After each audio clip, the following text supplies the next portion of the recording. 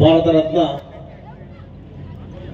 Doctor B R Ambedkar ಸಾಹೇಬರ 134ನೇ ದಿನಾಚರಣೆಯನ್ನ ಆಚರಿಸತಕ್ಕಂಥ ಮುಳಬಾಗಿಲು ತಾಲೂಕಿನ ಎಲ್ಲ ಸರ್ವತೋಮುಖ ಸದಸ್ಯರಿಗೆ ಮತ್ತು ಜನಾಂಗಕ್ಕೆ ಶಾಸಕರ ಕಡೆಯಿಂದ ಶುಭಾಶಯಗಳನ್ನು ತಿಳಿಸುತ್ತಾ ವೇದಿಕೆ ಮೇಲೆ ಆಸೀನರಾಗಿರ್ತಕ್ಕಂಥ ತಾಲೂಕು ದಂಡಾಧಿಕಾರಿಗಳಾಗಿರ್ತಕ್ಕಂಥ ಗೀತಾ ಮೇಡಮ್ ಅವರಿಗೆ ಹಾಗೂ ಕಾರ್ಯನಿರ್ವಹಣಾಧಿಕಾರಿಗಳಾಗಿರ್ತಕ್ಕಂಥ ಸರ್ವೇಶ್ವರ್ಗೆ ಅಧ್ಯಕ್ಷರಾಗಿರ್ತಕ್ಕಂಥ ನಗರಸಭಾ ಅಧ್ಯಕ್ಷರು ಮತ್ತು ಉಪಾಧ್ಯಕ್ಷರಿಗೆ ವೇದಿಕೆ ಮೇಲೆ ಆಸೀನರಾಗಿರ್ತಕ್ಕಂಥ ಮುಖ್ಯ ಭಾಷಣಕಾರರಾಗಿರ್ತಕ್ಕಂಥ APP ನಾಗರಾಜ್ ಅವರಿಗೆ ನಮ್ಮ ಕಮಿಷನರ್ ಆಗಿರ್ತಕ್ಕಂಥ ಶ್ರೀಧರ್ ಅವರಿಗೆ ಹಾಗೂ ನಮ್ಮ BO ಆಗಿರ್ತಕ್ಕಂಥ ರಾಮಚಂದ್ರಪ್ಪ ಅವರಿಗೆ ವೇದಿಕೆ ಮೇಲೆ ಅದೇ ಜನಾಂಗದಲ್ಲಿ ಹುಟ್ಟಿ ಒಬ್ಬ ಎಕ್ಸೈಸ್ DC ಅಧಿಕಾರಿ ಆಗಿರ್ತಕ್ಕಂಥ ರಮೇಶ್ ಅವರಿಗೆ ಹಾಗೂ ಒಬ್ಬ ಪೊಲೀಸ್ ಅಧಿಕಾರಿ ಆಗಿರ್ತಕ್ಕಂಥ ಹಾಂಜಪ್ಪ ಅವರಿಗೆ ವೇದಿಕೆ ಮೇಲೆ ಆಸೀನರಾಗಿರ್ತಕ್ಕಂಥ ಕಸು ಹಾಗೂ ವಾಲ್ಮೀಕಿ ಅಧ್ಯಕ್ಷರಾಗಿರ್ತಕ್ಕಂಥ ರಾಮಾಂಜ್ ಅವರು ಶ್ರೀರಣ್ಣವರು ಹಾಗೂ ನಮ್ಮ ದುರ್ಯೋಧನಾಗಿರ್ತಕ್ಕಂಥ CV ಗೋಪಾಲ್ ಅವರು ಹಾಗೂ ವೇದಿಕೆ ಮೇಲೆ ಆಸೀನರಾಗಿರ್ತಕ್ಕಂಥ ಎಲ್ಲ ನನ್ನ ಪ್ರಮುಖ ನಾಯಕರು ಹಾಗೂ ವೇದಿಕೆ ಮೇಲೆ ಆಸೀನರಾಗಿರ್ತಕ್ಕಂಥ ನಮ್ಮ ಸೋಮಣ್ಣ ಅವರು ಹಾಗೂ ನಮ್ಮ BEd ಅವರು ನಮ್ಮ ಸೋಮೇಶ್ ಅವರು ನಮ್ಮ ರಾಜಪ್ಪ ಅವರು ಸಂಸದ ವಿಜಯಕುಮಾರ್ ಅವರು ಮೆಕ್ಯಾನಿಕ್ ಅವರು ನಮ್ಮ ಕಲಾತಂಡ ಆಗಿರ್ತಕ್ಕಂಥ ನಮ್ಮ ಕಿರಳು ಸತೀಶ್ ಮತ್ತು ಗುಜರಾಳಿ ಜಗದೀಶ್ ತಂಡದವರು ಇವತ್ತಿನ ಪರೋಕ್ಷವಾಗಿ ಪ್ರತ್ಯಕ್ಷವಾಗಿ ಈ ಕಾರ್ಯಕ್ರಮಕ್ಕೆ ಎಲ್ಲರೂ ಇವತ್ತು ಸೇರಿ ತಾಲೂಕಿನ ಆಡಳಿತ ಅಧಿಕಾರಿಗಳೆಲ್ಲ ಸೇರಿ ಇಷ್ಟು ವಿಜೃಂಭಣೆಯಿಂದ ಕಾರ್ಯಕ್ರಮನ ನಾವು ನಡೆಸ್ಕೊಂಡಿದ್ದೀರಿ. ಸಂಸದ ವಿಜಯಕುಮಾರ್ ಸರ್ ಅವರು ಒಂದು ಮಾತಾಡ್ತಾ ಇದ್ರು, ಒಂದು ನೋವನ್ನು ತೋಡ್ತಾ ಇದ್ರು. ಇವತ್ತು ಜನಾಂಗ ಕಡಿಮೆ ಇದೀವಿ ಅಂತ ಇದೇ ಅಂಬೇಡ್ಕರ್ ಅವರ ಬಯಸಿತ್ತು. ಏನ್ ಬಯಸಿದ್ರೆ ಅವೇರ್ನೆಸ್ ನ ಬಯಸ್ತಾ ಇರೋದು. ಅಸ್ಪೃಶ್ಯತನ ತೊಲಗಬೇಕು ಅಂತಂದ್ರೆ ನಮ್ಮಲ್ಲಿ ಅವೇರ್ನೆಸ್ ಆಗ್ಬೇಕು. ಅವೇರ್ನೆಸ್ ಆಗದ ಜಾಗದಲ್ಲಿ ಅಸ್ಪೃಶ್ಯತೆ ತೊಲಗಲ್ಲ ಅಂತ ಹೇಳ್ತಾ ಇದ್ರು. ಈಗಲೂ ಕೂಡ ನಾವು ಪತ್ರಿಕೆಯಲ್ಲಿ ಮಾಧ್ಯಮದಲ್ಲಿ ಓದ್ತಾ ಇರ್ತೀವಿ, ನೋಡ್ತಾ ಇರ್ತೀವಿ. ಇಡೀ ಕರ್ನಾಟಕ ರಾಜ್ಯವನ್ನು ಬಿಟ್ಟು ಕನ್ಯಾಕುಮಾರಿಯಿಂದ ಕಾಶ್ಮೀರವರೆಗೂ ಯಾವುದೋ ಒಂದು ಪತ್ರಿಕೆಯಲ್ಲಿ ನೋಡ್ತಾ ಇರ್ತೀವಿ ಅಸ್ಪೃಶ್ಯತೆ. ಯಾವುದೋ ದಲಿತ ಹೆಣ್ಮಗಳು ನೀರು ತಗೊಂಡೋಗಿದ್ದಕ್ಕೆ ಊರೆಲ್ಲ ಗಟ್ಟಾಕೋದು ಬಡಿಯೋದು, ಯಾವುದೋ ದಲಿತ ಗಂಡು ಮಗಳು ತಪ್ಪು ಮಾಡೋದು ಅಂತ ದೇವರು ಬಿಟ್ಟಿದ್ದಕ್ಕೆ ಎಲ್ಲೆಲ್ಲೂ ಬೇಡ. ಮುಳಬಾಗಿಲು ತಾಲೂಕಿನ ಮಾಲೂರು ತಾಲೂಕಲ್ಲಿ ಇದೇ 6 ತಿಂಗಳ ಹಿಂದ್ಗಡೆ ಒಬ್ಬ ದಲಿತ ಹುಡುಗ ದೇವರ ಕಂಬ ಬಿಡ್ತದ ಕಡೆ ಇಡೀ ಊರನ್ನ ಬಹಿಷ್ಕಾರ ಮಾಡಿದ್ರು. ಇನ್ನು ಕನ್ಯಾಕುಮಾರಿಯಿಂದ ಕಾಶ್ಮೀರವರೆಗೂ ನಿಮ್ಮಲ್ಲಿ ಸಮಾನತೆ, ನಿಮ್ಮಲ್ಲಿ ಆರ್ಥಿಕತೆ, ನಿಮ್ಮಲ್ಲಿ ಒಗ್ಗಟ್ಟು ಬರದೇ ಇದ್ರೆ ಈ ಅಸ್ಪೃಶ್ಯತೆ ತೊಲಗಲ್ಲ ಅಂತ ಬಹುಶಃ ಅಂಬೇಡ್ಕರ್ ಮೊದಲೇ ಬಯಸಿದ್ರು. ನಮ್ಮಲ್ಲಿ ರಾಜಕಾರಣ ಬಂದಾಗ ರಾಜಕಾರಣ ಮಾಡ್ಬೇಕು. ಬಟ್ ಆದ್ರೆ ಈ ತರ ಬಂದಾಗ ಅಸ್ಪೃಶ್ಯತೆ, ಆರ್ಥಿಕತೆ, ಸಮಾನತೆ ಬಂದಾಗ ನಾವೆಲ್ಲ ಒಗ್ಗಟ್ಟಾಗದೇ ಇದ್ರೆ, ನೀವೆಲ್ಲ ಒಗ್ಗಟ್ಟಾಕಂದ್ರೆ ಇನ್ನು 100 ವರ್ಷಗಳಾದ್ರೂ ಕೂಡ ಈ ಅಸ್ಪೃಶ್ಯತೆ ತೊಲಸಕ್ಕೆ ಆಗಲ್ಲ. ಇದನ್ನ ದಯವಿಟ್ಟು ಎಲ್ಲ ಮುಖಂಡರು ಇದನ್ನ ಅರ್ಥ ಮಾಡ್ಕೊಂಡ್ಬಿಟ್ಟು, ಬಹುಶಃ ನಾನು ಒಬ್ಬ ಶಾಸಕನಾಗಿದ್ದೀನಿ, ಬದ್ಧನಾಗಿ ಪ್ರಜಾಪ್ರಭುತ್ವದಲ್ಲಿ ಶಾಸಕನಾಗಿದ್ದೀನಿ ಅಂದ್ರೆ ಬಹುಶಃ ಮಹಾನ್ ಮಾಡಿಕೊಂಡಿರ್ತಕ್ಕಂಥ ಭಿಕ್ಷೆ ಅಂತ ಹೇಳ್ಬೋದು. ಇವತ್ತು ನನ್ನಂತ ಶಾಸಕರು ವಿದ್ಯಾವಂತನಾಗಿ ಒಬ್ಬ ಶಾಸಕನಾಗಿ ಒಂದು ಹುದ್ಮೆಯಾಗಿ 1000 ಜನ ಕೆಲಸ ಕೊಟ್ಟಿದ್ರೆ ಬಹುಶಃ ಆ ಮಹಾನ್ ಭಾವನೆ ಅಂದ್ರೆ ಇವತ್ತು ನಮ್ಮ ಕೈಲಿ ಆಗ್ತಾ ಇರ್ಲಿಲ್ಲ. ಬಹುಶಃ ಇದು ಅರ್ಥ ಮಾಡ್ಕೊಳ್ಳೋ, ನಮ್ಮಲ್ಲಿ ಒಳಗುಂಪನ್ನು ಯಾವತ್ತು ಚೇತರಿಸುತ್ತೋ, ತಯಾರಾಗುತ್ತೋ, ಅಸ್ಪೃಶ್ಯತೆ ಯಾವತ್ತೂ ನಮ್ಮನ್ನು ತಲಗಲ್ಲ. ಬಹುಶಃ ಇದನ್ನ ಅರ್ಥ ಮಾಡ್ಕೊಬೇಕು. ಸಾಕಷ್ಟು ಕೂಡ ಭಾರತದ ಅಂಬೇಡ್ಕರ್ ಆಗಿರ್ತಕ್ಕಂಥ ಸಾಹೇಬರು ಬರೀ ದಲಿತ ಸಮಾಜಕ್ಕೆ ಸೀಮಿತರಾಗಿಲ್ಲ, ಅವರೊಂದು ಯೂನಿವರ್ಸಲ್ ಜಗತ್ತಿಗೆ ಮಾದರಿ ಆಗಿರ್ತಕ್ಕಂಥ ಮಹಾನುಭಾವ ಆಗಿದ್ದ. ಬಹುಶಃ ಈ ಮುಳಬಾಗಿಲು ತಾಲೂಕಲ್ಲಿ ಮೊಟ್ಟ ಮೊದಲ ಬಾರಿಗೆ ಈ ಜಯಂತಿನ ಆಚರಣೆ ಮಾಡಕ್ಕಂತ ಅವಕಾಶವನ್ನ ನನ್ಗೆ ಸಿಕ್ಕಿದ್ದಕ್ಕೆ ಬಹುಶಃ ಇದು ಸುವರ್ಣ ಅವಕಾಶ ಅಂತ ನಾನು ಬಯಸ್ತೀನಿ ಅಂತ ಹೇಳ್ಬೋದು. ಬಹುಶಃ ನಾನು ನನ್ನೆಲ್ಲ ಒಂದು ಪುಸ್ತಕದಲ್ಲಿ ಓದಿದ ಆ ಕಿಚ್ಚು, ಅಸ್ಪೃಶ್ಯತೆಯ ಕಿಚ್ಚು, ದಲಿತ ಒಂದು ಕಿಚ್ಚು ಬಹುಶಃ ಅವರು ಹುಟ್ಟದ ತಯಾರಾಗಿದೆ ಅಂತ ಹೇಳ್ತೀನಿ. ಬಹುಶಃ ಅದು ಬಾಲ್ಯದಲ್ಲಿ ಅವರು ಓದ್ಬೇಕಾದ್ರೆ ಎಲ್ಲಾ ಮಕ್ಕಳನ್ನು ಮುಂದೆ ಕೂರಿಸಿದಾಗ ಇವ್ರನ್ನ ಬಾಗಿಲಿಂದ ಆಚೆ ಕೂರಿಸ್ತಾ ಇದ್ದಾರೆ. ಬಹುಶಃ ಆ ಮಗು, ಆ ವೇದನೆ, ಆ ಹೃದಯ ಒಂದು ಮಾತು ವೇದನೆ ಅವ್ರ ಕಣ್ಣು ಎಲ್ಲ ಮಾಸ್ಟರ್ ಮೇಲೆ ಇಲ್ಲಂತೆ. ಆ ಕೂತ್ಕೊಂಡು ಬೆಂಚ್ ಮೇಲೆ ಇತ್ತಂತೆ. ಎಲ್ಲರೂ ಬೆಂಚ್ ಮೇಲೆ ಕೂತ್ಕೊತಾ ಇದ್ರಂತೆ, ಅದು ಮರದ ಒಂದು ಬೆಂಚ್ ಮೇಲೆ. ಇವ್ರಿಗೆ ಮಾತ್ರ ಹಳೆ ಗೋಡೆ ಚೀಲ ಹಾಕ್ಬಿಟ್ಟು ಆಚೆ ಕೂರಿಸ್ತಾ ಇದ್ದಾರೆ. ಆ ಬಾಯಾರಿಕೆಯಿಂದ ತತ್ತರಿಸಿದ್ರೆ, ಆ ಬಾಯಾರಿಕೆಯಿಂದ ಮೇಷ್ಟ್ರು ಕೇಳಿದಾಗ, ಆ ಪ್ರಾಥಮಿಕ ಕೇಳಿದಾಗ ನೀರು ಬಂದು ಬಾಯಿಗೆ ಆಗ್ತಾ ಇದ್ರಂತೆ, ನೀರೊಂದು ಕೈಗೆ ಆಗ್ತಿರಂತೆ.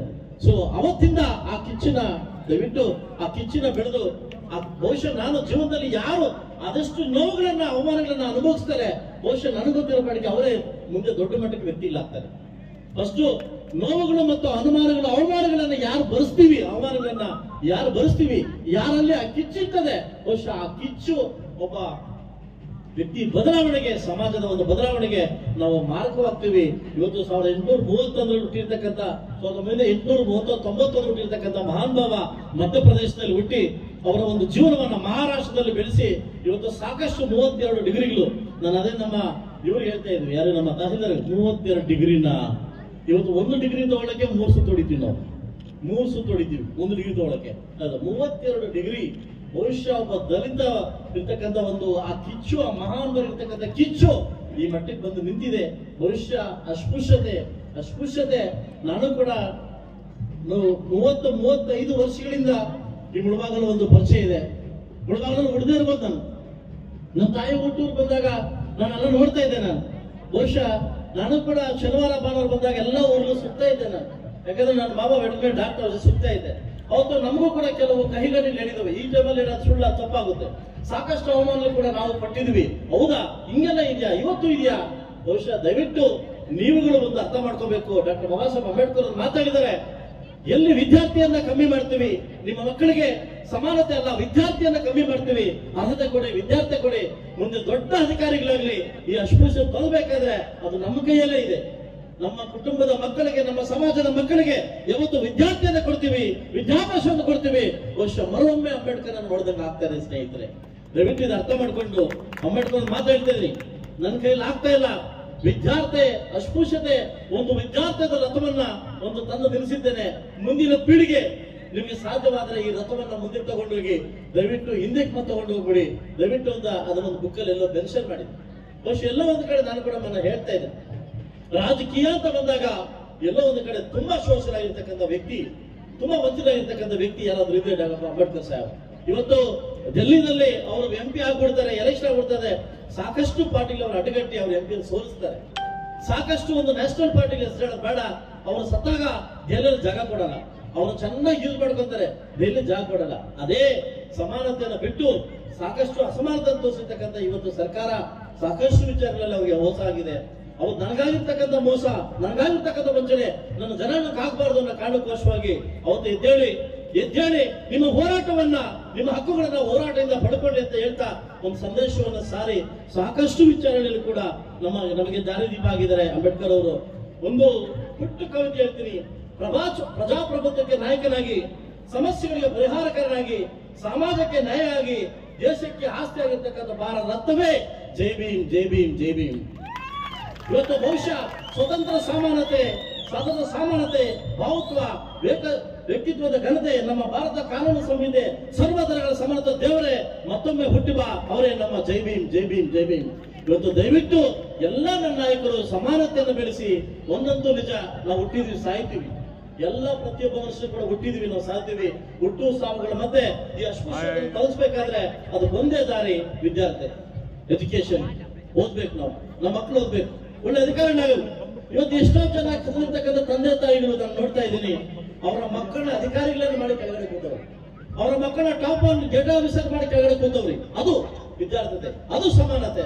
ದಯವಿಟ್ಟು ಸಮಾನತೆಯನ್ನು ಪಡಬೇಕಾದ್ರೆ ಈ ರಾಜಕೀಯ ಒತ್ತಡಗಳನ್ನ ಬಿಟ್ಟು, ಈ ರಾಜಕೀಯ ದೊಂಬರಾಟಗಳನ್ನ ಬಿಟ್ಟು, ಈ ರಾಜಕೀಯ ಇನ್ನೊಂದು ಆಟಗಳನ್ನ ಬಿಟ್ಟು ನಮ್ಮ ಮಕ್ಕಳಲ್ಲಿ ವಿದ್ಯಾರ್ಥಿಗಳನ್ನು ಯಾವತ್ತು ನಾವು ಕಾಪಾಡ್ತೀವಿ, ಒಗ್ಗಟ್ಟನ್ನು ಯಾವತ್ತು ಸಮುದಾಯದಲ್ಲಿ ಕಾಪಾಡ್ತೀವಿ, ಬಹುಶಃ ಮುಂದಿನ ದಿವಸ ನಾವು ದೊಡ್ಡ ಮಟ್ಟಕ್ಕೆ ಬೆಳಿತೀವಿ ಅಂತ ಹೇಳ್ತಾ, ಬಹುಶಃ ಈ ಸಮಾರಂಭದಲ್ಲಿ, ಈ ಒಂದು ಆಚರಣೆದಲ್ಲಿ ಏನಾದ್ರೂ ಅಡಚಣೆಗಳಾಗಿದ್ರೆ ಮತ್ತೊಮ್ಮೆ ಬೇರೆ ವರ್ಷಕ್ಕೆ ತಿದ್ದುಕೊಳ್ಳಕ್ಕೆ ಒಂದು ಅವಕಾಶ ಮಾಡಿಕೊಡಿ.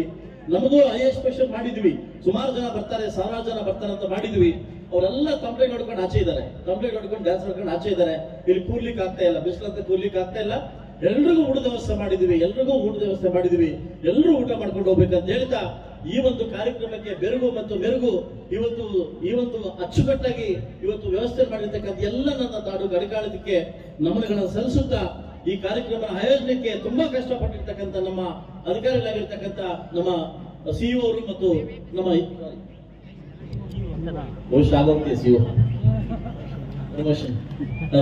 ನಮ್ಮ ಇವರು ಮತ್ತು ತಹಸೀಲ್ದಾರ್ ಅವರು ತುಂಬಾ ಅಚ್ಚುಕಟ್ಟಾಗಿ ಕಾರ್ಯಕ್ರಮನ ಆಯೋಜನೆ ಮಾಡಿದ್ದಾರೆ.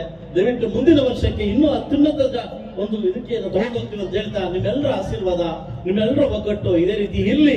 ನಮಗೆ ಏನಾದ್ರೂ ಅಡಚಣೆಗಳಾಗಿದೆ ಮತ್ತೊಮ್ಮೆ ನಾನು ಕ್ಷಮೆ ಕೇಳ್ತೇನೆ ಅಂತ ಹೇಳ್ತಾ, ಈ ಕಾರ್ಯಕ್ರಮಕ್ಕೆ ಬಂದಿರತಕ್ಕಂಥ ನನ್ನ ಇಡೀ ಇದಕ್ಕೆ ದಾರಿದೀಪ ಆಗಿರ್ತಕ್ಕಂಥ ಮತ್ತೊಬ್ಬ ಶಾಸಕರಾಗಿರ್ತಕ್ಕಂಥ ಮಾಧ್ಯಮ ಮಿತ್ರರು, ಇವತ್ತು ಮಾಧ್ಯಮ ಮಿತ್ರರು ವಿಶೇಷವಾಗಿ ನಾನು ನಿಮಗೆ ಥ್ಯಾಂಕ್ಸ್ ಹೇಳ್ತಾ, ಇವತ್ತು ನಮ್ಮ ಮುಳಬಾಗಿಲು ತಾಲೂಕಿನ ಇವತ್ತು ಎಲ್ಲ ರಂಗಗಳಲ್ಲೂ ಕೂಡ ನೀವು ಒಂದು ಪ್ರಚೋದಕರಾಗಿ ಅಂದ್ರೆ ಪ್ರಚೋದಿತರಾಗಿ ನೀವು ಮುಂದುವರಿತಿದ್ರಿ. ನಿಮ್ಗೆ ಶುಭಾಶಯ ತಿಳಿಸ್ತಾ ಈ ಕಾರ್ಯಕ್ರಮಕ್ಕೆ ಬಂದಿರತಕ್ಕಂಥ ಪ್ರತ್ಯಕ್ಷವಾಗಿ ಪರೋಕ್ಷವಾಗಿ ಹೆಲ್ಪ್ ಮಾಡಿರ್ತಕ್ಕಂಥ ಎಲ್ಲ ಅಧಿಕಾರಿಗಳಿಗೂ ನಾನು ಒಂದ್ಸುತ್ತಾ ನನ್ನ ಕಾರ್ಯಕ್ರಮ ಮುಗಿಸ್ತಾ ಇದ್ದೀನಿ. ಮತ್ತೊಮ್ಮೆ ನನಗೆ ಸಾಕಷ್ಟು ಮನವಿಗಳನ್ನ ಮಾಡಿದ್ರು, ಇವತ್ತಿಗೆ ನನ್ನ ಮನವಿಗಳನ್ನ ಮಾಡಿದ್ರು.